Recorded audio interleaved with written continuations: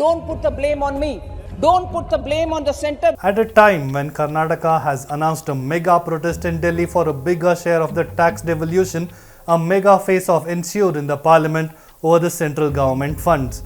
Congress leader Adhir Ranjan Chowdhury today alleged discrimination by the central government, but his watered-down argument was taken down by the Finance Minister Nirmala Sitharaman with a point-by-point rebuttal. Let's first listen in to the West Bengal MP who asked why states ruled by opposition parties in South India were being deprived of their dues by the BJP government at the centre, using Karnataka as an example. I would like to know whether state government of Karnataka has been deprived from obtaining their legitimate due, because few months ago the situation was not there.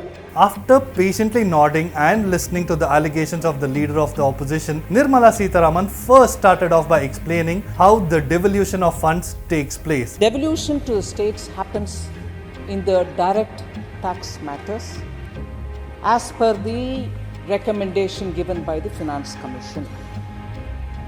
The GST, particularly the SGST, the state GST, goes 100% to the states.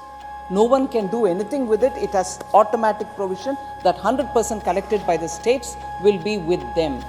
I repeat, 100% is with them.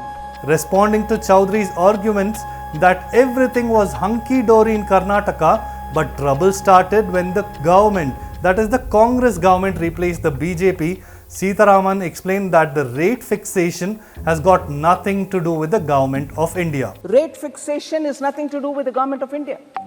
Rate fixation as to how much should go to a state is done by the Finance Commission. And does the Finance Commission sit in one place and take a call on it? No. It goes all over, meets with every state government, talks to them, and only then submits the report. I don't have the right to change as per my whims and fancies. Finance Commission giving recommendation, that which I have to implement, it is done without any kind of fear or favor or anything like that. Then coming to the question that political interests were coming in the way of states getting funds, the finance minister clearly said that she has no discretion over this matter.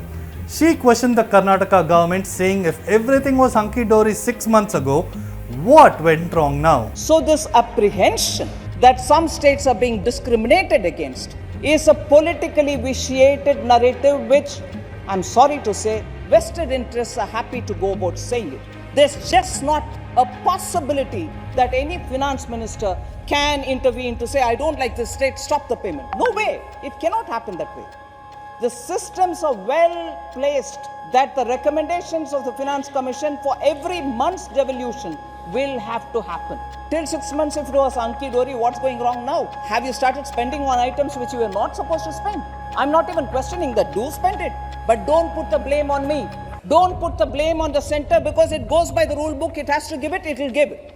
If the expenditure are going into areas which cannot be sustained by your budget, I'm not answerable for that. So this apprehension that some states are being discriminated against is a politically vitiated narrative. There's just not a possibility that any finance minister can intervene to say, I don't like this state, stop the payment. No way. On the back of the strong response by Sitharaman, the BJP in Karnataka has accused Siddaramaiah of misusing funds and blaming the centre for withholding funds to save face. Chief Minister of Karnataka, Siddaramaiah, is once again at his political stunt to cover up his financial mismanagement and failures. He is now bringing a bogey between centre and state, and centre has not given its due share.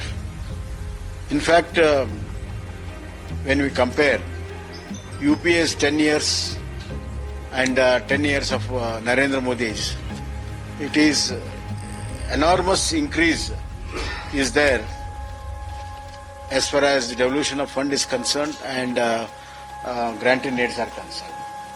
From 2004 to 14, UPA, Manmohan Singh and Siddaramaiah government, the devolution of fund was 81,795.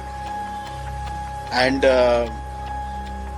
between 2014 and 24, that is Narendra Modi's period, it is 2,82,791, almost 2 lakh crore more. Now we have to keep in mind that Karnataka is a state that generates one of the highest tax in the country. The argument by Congress-led government in Karnataka is that the state is a major contributor to the income taxes collected by the union government and therefore it should get a larger share in tax devolution. The main argument of the Karnataka CM Siddaramaiah is over the process of fund allocation by the Finance Commission.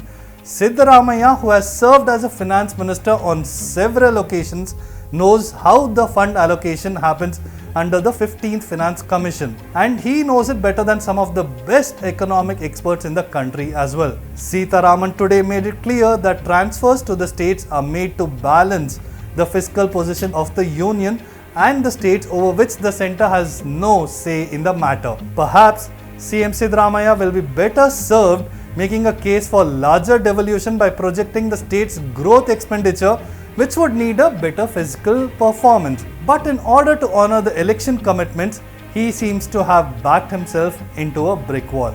This is Gautam Shankar for India Today SoSouth.